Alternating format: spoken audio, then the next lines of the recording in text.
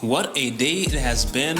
Universal is at it again, and wow, boy, do we have a lot to cover today. Yes. So Epic Universe has officially been announced, but we are going to be looking at this from a different perspective. We wanted to take to the skies as well, see what's going on in Epic Universe. So grab your adult beverage. We're going to get into everything Universal.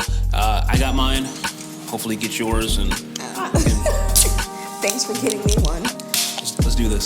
So Universal just dropped a few bombshells on us today. The first one being the official announcement of all the lands, all the parks. And there is 5 of them. I think the one I'm the most excited for, and I think one online. Want to say it all together? 1, 2, 3. Dark Universe. Yes. I think it's just because it's the most original concept. So, Yeah. like, from a Universal park, and that's Universal's bread and butter. It's always been the horror stuff. Aren't you a huge fan of like Universal classic monsters? I am a huge fan, and I would just the thought of being able to see Frankenstein monster or even Wolfman. I know. That's gonna be wild, especially if they combine it all in one ride. Which the show building for the Dark Universe, I guess we'll just start there, is absolutely massive. This thing is huge. So it's believed that it's going to be a dark ride. We're not sure about the height requirements, but that's actually one other thing that Universal dropped on us today. I was going to say, I do remember reading up that one of the rides in Dark Universe is going to be a family ride, which is interesting to me. The coaster. I think. Yeah, I don't. Does it have an official name yet, though? I'm not 100% sure. I don't think it has an official name, but yes, it's like a black roller coaster over in the Dark Universe section. We don't have too much information because at this point, up until today, it was all speculation. Yeah. So. And I think when they say family friendly, I'm thinking maybe like at least 42 inches because 42 inches. Yeah. For Universal, everything that is what you would consider family friendly is typically at that height requirement. Speaking of which, I wonder how the theming is going to be, because I know, like, when you get into each world and you're stepping through these portals, you're immersed, like, completely immersed in that world. And I'm wondering if they're going to have characters walking around. Like, you know how in Hollywood and New York, you have those characters walking around, the mummies, Beetlejuice. And I'm like, is this going to be like a mini Halloween Horror Nights 24/7 at Epic Universe? You would think that because you are, like, deathly afraid of Halloween Horror Nights. That's what I was thinking. I mean, personally, I'm happy about that. I wonder how the kids are going to be because yeah. As you're going to go from Gabby's Dollhouse and Madagascar characters walking around the park to Frankenstein or maybe the werewolf or something like Frankenstein, so they're going to have a Frankenstein animatronic in one of the rides. I can't remember which one it is. It's like the flagship ride is the big one, which we don't have a name for yet. So in the queue, like for the attraction for the ride that he's supposed to come out, like I can't wait to see what that looks like. Yeah, we're pretty hyped, as you can tell. Yeah. So that is the Dark Universe. Moving on, I guess we probably should have started with the beginning, the very entrance, Celestial Park. Yeah. So they have the carousel, the Constellation Carousel.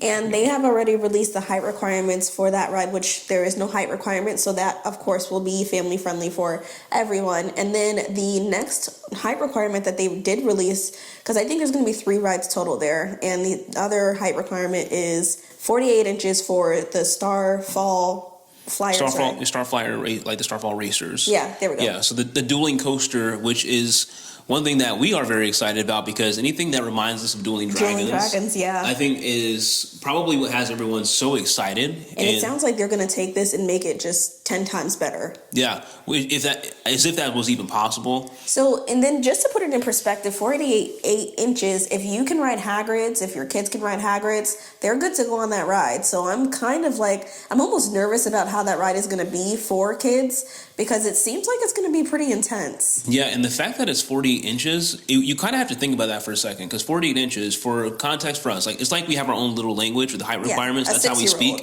It's 6-year-old. And so we have a 6-year-old, and the fact that she can ride one of the flagship rides at the park is pretty crazy. And so, I think that's what makes me most excited is that Celestial Park, the main thing that you're coming into is not an IP that you're coming right into. So it's just like, there's just a world of imagination of what they're going to do with it, and I'm really excited for that part. Yeah, and starting with the very entrance, I mean, the Celestial Tower, like the clock, I guess it's a clock tower or just It's just a huge menacing tower. As you can probably see with the from over here in the skies, is that it's not up yet, but you can kind of see where it's going to be going, and that's going to serve as the main icon of the park. So, hey, Get in line for your pictures. right. We got the lighthouse, we got the globe. Now we have this amazing tower. So that's going to be really a sight to see. So moving on from Celestial Park, we are on our way to How to Train Your Dragon, but about the land, we do know that they're going to have a spinning type attraction with a dragon on the other end, and progress is coming along pretty nicely on that one. I think that one is pretty much done, and they've been doing some tests on it. I think that was one of the first things that they set up. Yeah. There's also supposed to be a show in there. I don't know what it's going to be about, but I'm kind of excited for that. I'm like, are we going to have like an animatronic dragon up there, or like? I doubt it. I want to see somebody fighting a dragon and spitting fire out. Like I want to see a continuation of Sinbad, like but a kids version. So bring a dragon in the mix. That'd be cool. But then there's also going to be a boat attraction. Now we don't have much specifics on that, but we do know they have pretty much carved out the area as far as like where the water is going to go, and as you can probably see here, things are coming together pretty nicely in this land. And didn't they say the boat ride is supposed to eventually, like, it starts off in the water and eventually suspends into the air? Yeah, I think that one is going to be kind of in water and out of water. So again, not much details, and we don't want to speculate too much. Yeah. But moving on to the Wizarding World Ministry of Magic. Now, a lot to unpack here. I know that it's supposed to be a lot of shade, probably one of the most shaded areas throughout the entire park. So Epic Universe is set to open in the summertime, and we all know how Florida heat gets. I wonder how it's going to be there. Now, looking at the drone footage, it didn't seem like there was a lot of space. To me, it looked a little cramped. Is it just me, or? No, it definitely, that's what I was thinking about like when I was... narrow walkways and stuff? Yeah, when I was getting the video, it looked really just congested. No, not congested, but it gave me like Diagon Alley. Congested. Yeah, it gave me Diagon Alley vibes. And Diagon Alley, look, man, I love it, but if you have a family and you got kids and you have a stroller with you, Diagon Alley is not the most fun place to be at all. Yeah, and not excited for the potential congestion in that park, but I am excited to have a very well shaded area and the elevator ride. Did they confirm that though? Yeah. No, they didn't confirm it. But I think it's one of those things like where it's like you kind of just know. If you've watched the Harry Potter movies, you see like when they're there in the bank, that's how they get around. They go in the elevators, and I mean, what else can you do with that? You can't not take that and make it into an elevator ride. Exactly, and I think as long as if it's like a Tower of Terror type attraction. I'm here for it. Look, I love Universal, but I'm gonna need this to be better. I'm gonna need this to be better than Dr. Doom's Fearfall. Yeah, okay? Yes, yeah. So, all right, please let it last more than 2 seconds, and let it be more than just an up and down, up and down. Yeah, we need more than one. No, it's not up and down. It's Dr. like you go Doom, up once, right? You get one launch. Yeah, one launch, and then you just come down. That's right. And down, and it's just like. It's like, oh, that's it. So hopefully anything but that. Let's keep our fingers crossed. So now we're going to jump all the way across the park, and we're going to go head into Super Nintendo World. Every time I get footage of Epic Universe, this is the land that probably looks the most different every single time I look at it. So Super Nintendo World is already in Universal California, as we know, and it is also already in Tokyo. Yep. So there's that. So we know what we're going to get here, but the one thing that we are getting that those other two parks don't have is Donkey Kong. And dude, that ride is going to be fun. The way that they're building the track to make it seem like you're jumping over is...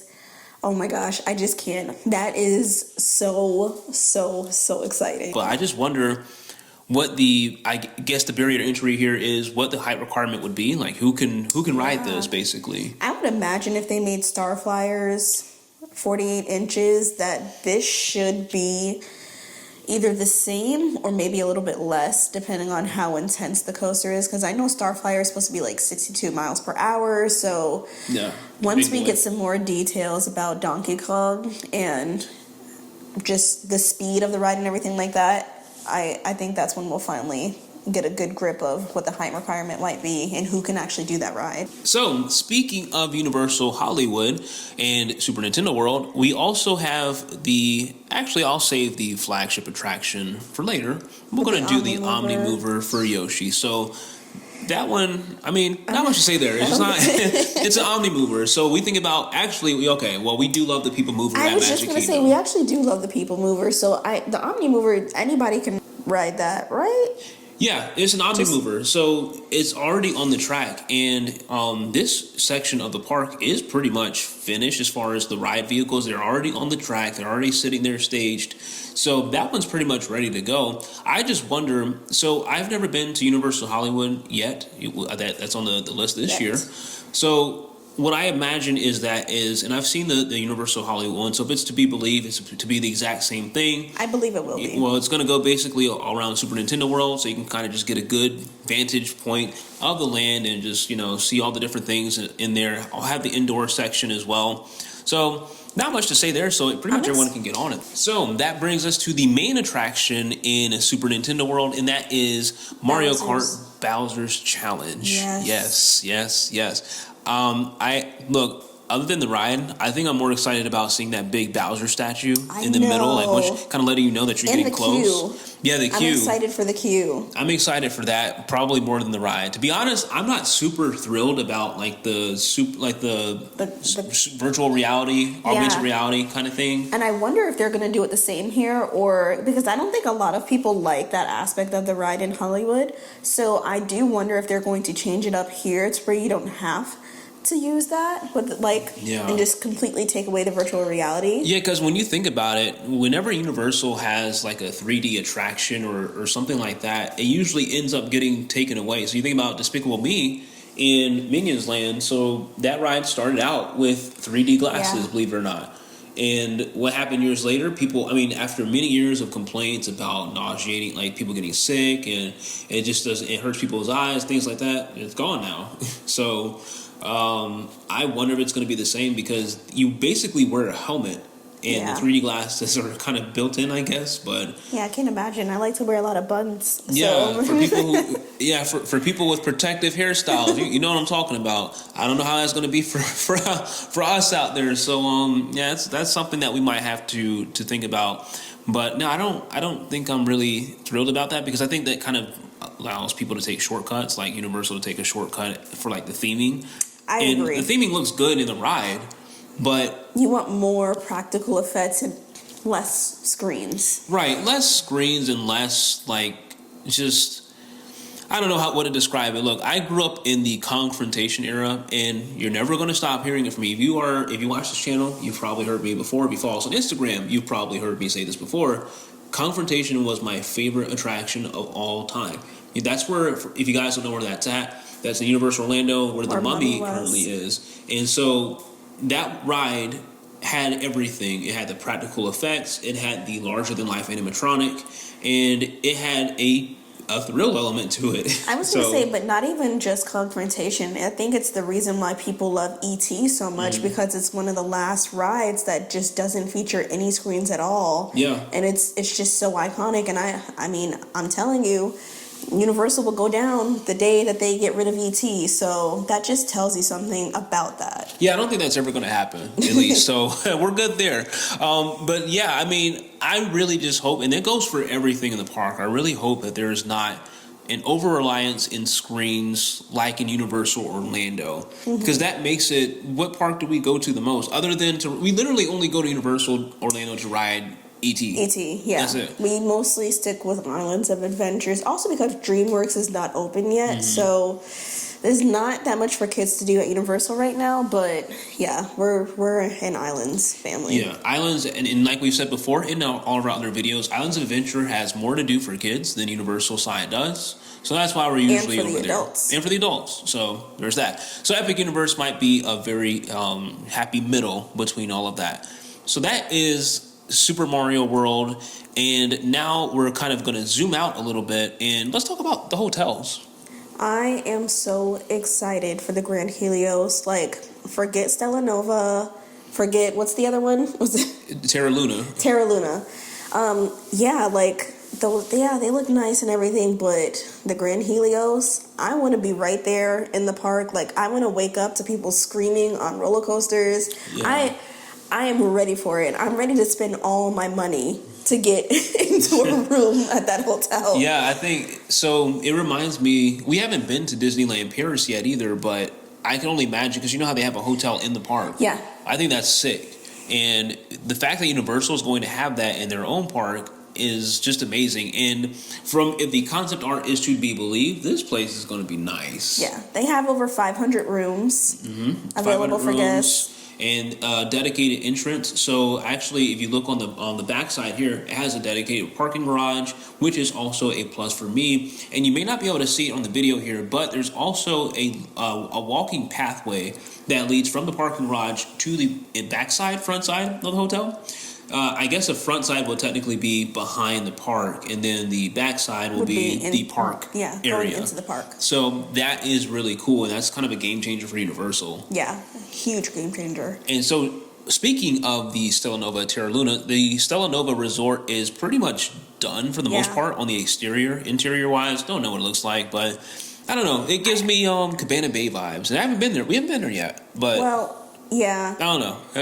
I'm waiting the jury's to still see how it's going to look with the rest of Epic Universe completed already, because, you know, it's the universe, it's, you know, astronomy and mythical, so we'll see. I think it's one of those things that we just have to see with everything put together and, you know, next to each other. And we've also heard that the Stella Nova and I guess both of the hotels, they're going to have a little bit of a nighttime element to it. So they're going to be illuminated in a certain special way at night. I can't wait to see that. So that's going to be cool. And anything, I think one of my favorite things about Universal was being able to see the Islands of Adventure Tower, like the lighthouse. The light, you used to be able to see. Do that? It's been a while since I've been after dark, but yeah, I don't know. I don't know if it's as pronounced as it used to be, because you used to be able to see it from the interstate. Like from I-4, you can see the light just going across, and that used to be so iconic. And Universal also used to have those I don't know what lights you would call those. There's the spotlights that shine up in the air. Yeah, like you're at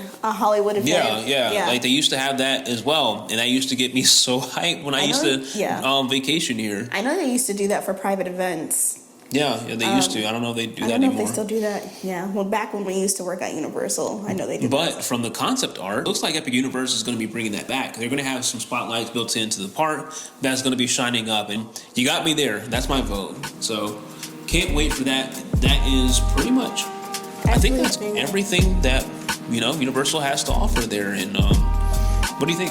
I'm excited for the upcoming news that we're going to continue to get on the parks. I can't wait to figure out the rest of the attractions that they're going to have, the restaurants, the height requirements. I think that's like a big thing for the height requirements that I'm looking forward to, because that also tells you what kind of ride you're going to get. Like, even if they don't fully describe the ride, like, at least we'll know, like, okay, we know what we're kind of working with here. Yeah, exactly. And that's pretty much it. Like, you can tell by the height requirements what kind of attraction you're going to be getting into, because if it's 36 inches, you're probably going to get something like E.T. E.T. has a 34-inch height requirement starting, so, and we all know it's not the most intense attraction. So overall, Epic Universe is looking to be pretty epic, and we for one are very excited, and we will continue to bring updates, coverage. If you like this video, if you want more of this type of coverage from us, just sit down, hang out.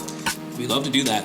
Thanks for watching. Thanks for liking, sharing, subscribing. We've been growing like crazy. We just hit our first year on YouTube, so that is super exciting as well. So thank you all very much for being here. Hope you enjoyed it. Let us know what you liked the most. And I want to know what you're looking forward to the most, which universe you're looking forward to seeing the most. And with that, we will see you all on the next one.